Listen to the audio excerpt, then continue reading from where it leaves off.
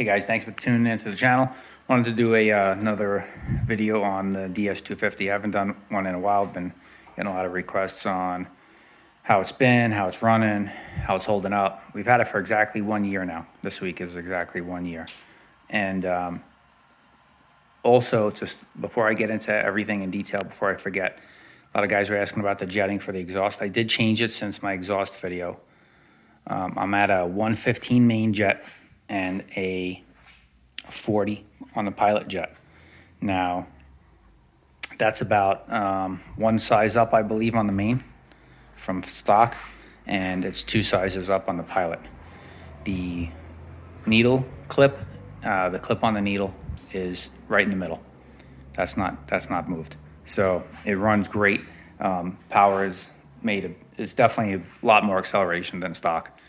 It was running fine with the way I had it set up initially, but it was a little bit lean, I felt, at idle, because when you start it up and it was cold, you really needed the choke for a while. Even if it was 75, 80 degrees, still always needed the choke to start it. So I just felt like the pilot jet maybe was a little too lean. So I bumped it up one more on the pilot jet, and I've never needed the choke since to start it.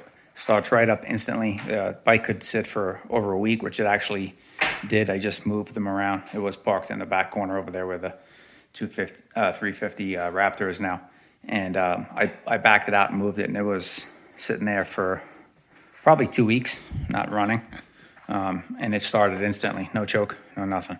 So it purrs like a kitten. It runs great. So also, too, the jet kit I used is not OEM. I think these are it's a Klein carburetor. So I didn't get the factory jets. It's like a Chinese kit off of Amazon, which is not ideal. A lot of people say do not run them, and the jetting isn't true to size. So if you're going to run OEM jets, factory jets, then your size may vary. So, but for those Chinese jets, it's worked out good with the 115 and 40. So needle clipped right in the middle. So you can't adjust the air fuel on these. It's the screw is not just blocked off with a brass plug like some other manufacturers do, but it's actually like almost epoxied or glued in. I try to kind of dig it out to see if I can fool around it a little bit, but you really can't. It's right there. It's an air. It adjusts the air when it's on the intake side. It'll adjust the air. If that screw is on the outlet side going to the engine, then it'll adjust fuel. But you can't dig that out. It's like epoxied in there or something. I don't know what they use, but so that's that. So the big gun exhaust and the jetting made a huge difference in performance, acceleration, just getting up to top speed, which it didn't change. Top speed still measly 40 miles an hour pretty much on this thing, which is the biggest downfall of the machine, really. And most of it is due to the CVT transmission. They're just not, the CVT clutches are not really tuned aggressively at all, and they're definitely not tuned for any top end speed. So it's pretty sluggish when you get it at these machines stock. Mine did not have a spacer in the carburetor spring, which some people say theirs comes with. I've seen videos about that. I've been asked a million times. This one did not have it. So to reiterate, besides the exhaust and the jetting, what we did was we changed the sprocket on this, the front sprocket, we went down one tooth. So I think it's a 13 tooth now. And that's just right under here on the Discover. So we changed that sprocket. That's a 10-minute job. That made the biggest difference. Before that, with me on it, I'm about 170 pounds. I mean, it was like hard pressed to break the tires free, which is crazy. But so we went down a tooth in the front sprocket, and then the exhaust and jet of the carburetor, and that made a big difference. My daughters. If you guys watch all my other videos, if you haven't, go back and check out all the other DS250 content. And there's a video of me and my daughter at Imperial Sand Dunes, and she's got paddles on this, and she's climbing dunes with no problem. She's light too, so take that into consideration. But with me on it, it's obviously a little more sluggish. But she's only about 90 pounds, so it worked out good for her. If you got a young person, someone who's an experienced rider, doesn't like to shift, just wants to go out and have a good time and on a reliable machine, then I would say it's not a regrettable purchase. It's very reliable. It hasn't had a single issue, despite the modifications we've made. It has not affected reliability at all. This is, again, a 250cc machine. It's also liquid cooled, which for a 250 is pretty good, but that does add to the weight, which is another reason why the machine's a little sluggish. It's got a lot of extra weight. It's got a good motor in it, solid motor. These Can-Am DS250s are Taiwanese made, so they're not made in Canada or in America. So they're made in Taiwan. You can see the overflow for the coolant right there, reservoir. That's always full. I never had an issue with that. One thing you will have an issue is with that, I should say, not an issue per se, but it's just the routing of the overflow hose from the reservoir tank. The way they route it, it can drip out a little bit while you're riding, just from the splashing alone.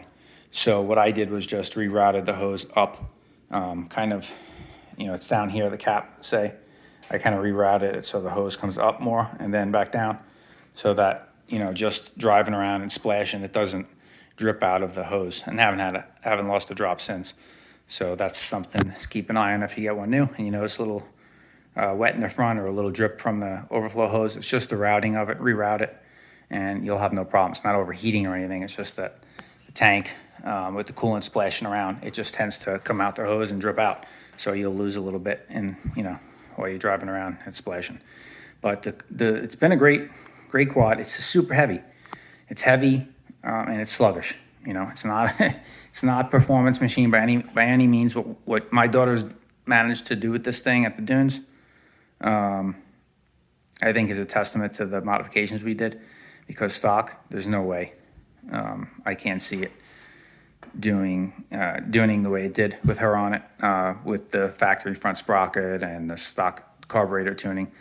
I would say even if you don't put an exhaust on it to tune the carburetor, because this thing was running really lean factory, just putting a slip-on on it for it to have as much deceleration pop as it had, and for the jetting to have to be increased as much as I did.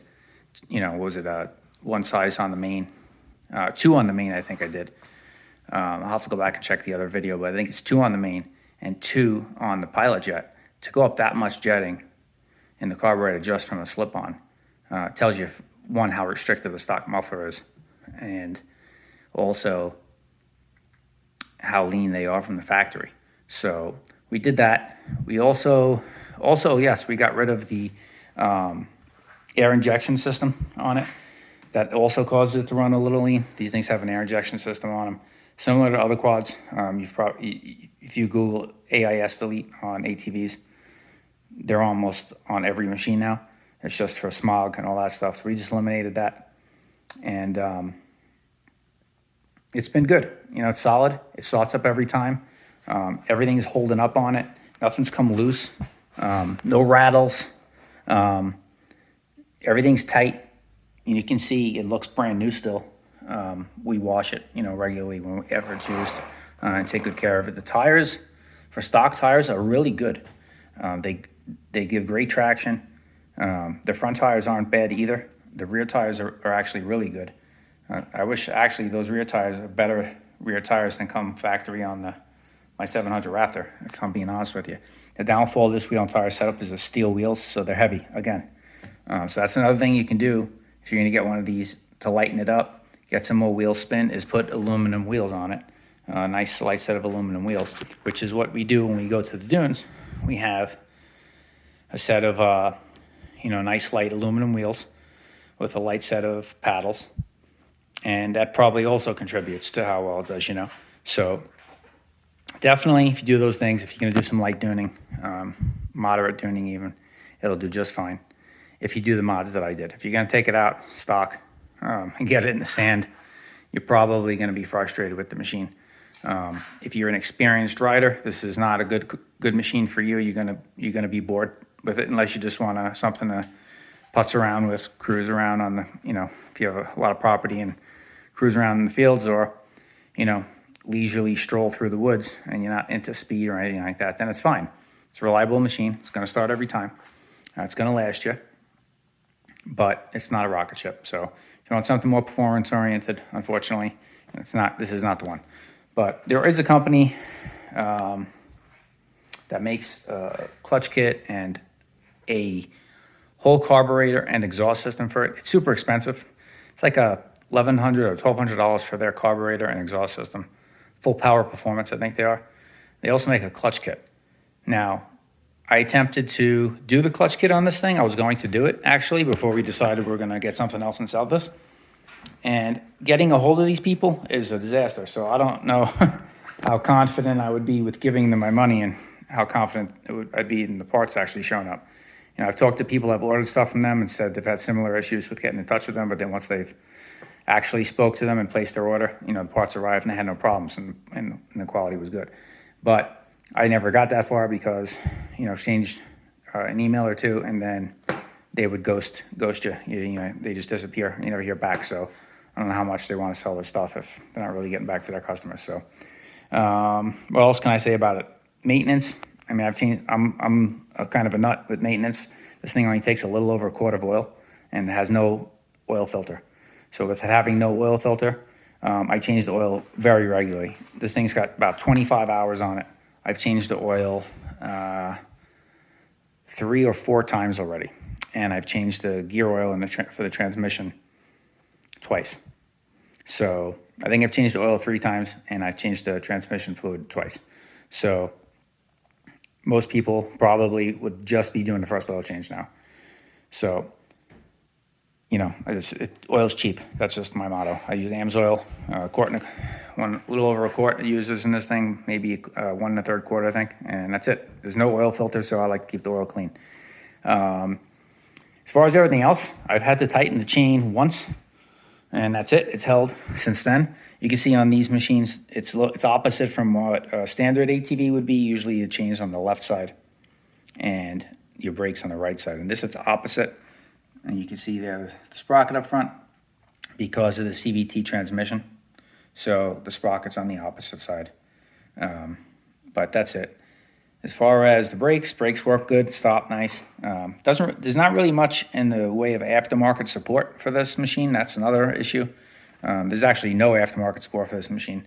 There's nobody that makes Nerf bars. There's nobody that makes skid plates. There's nobody that makes anything for this machine, which is surprising because it's been made for forever.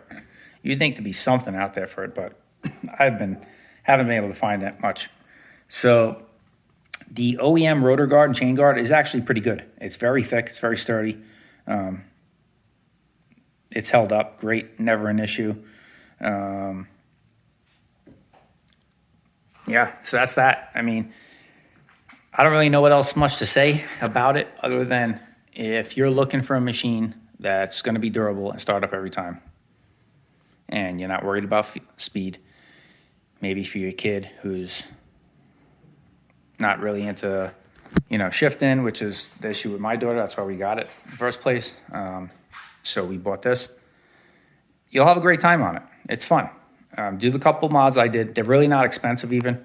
That sprocket is $15 on eBay. If you check out the video I made on that, I have a link to where I bought the sprocket from. And then the exhaust system, the big gun is not expensive. That big gun, it's the Eco exhaust. I didn't even get the expensive one. And it's held up great also. A lot of people knock big gun too because they're, on the cheaper side of some of the exhaust systems, but this is the second big gun exhaust I've had. I had one on a Polaris Outlaw 90. Never had an issue with that one either. So I've had good luck with them. They're affordable. So between that, check out the video I did on the exhaust and the initial tuning. There is a spacer. It's like an exhaust donut you need for the slip-on where it meets the OEM header. So you'll need to buy one of those.